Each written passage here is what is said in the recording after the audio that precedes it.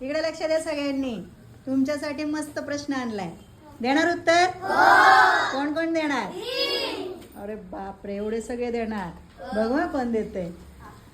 असा कोणता प्राणी आहे त्याला 3 पापण्या आहेत?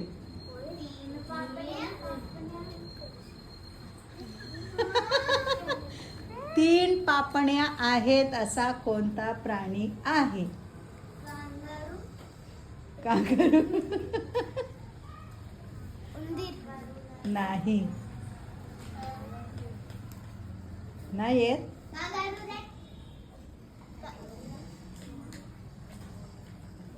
का बरं? नाही वाचलं कुठं? ऐकलं पण नाही. सांगू? सगळे हारले. सांगू? उंट. उंट कुठं राहतो?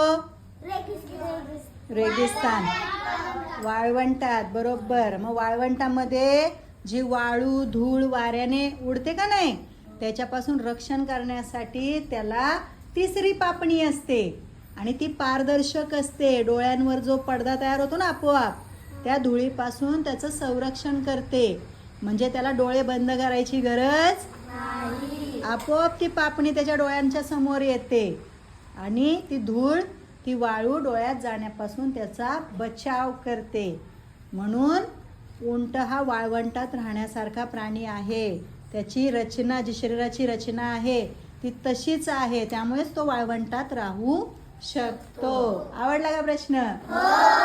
छान.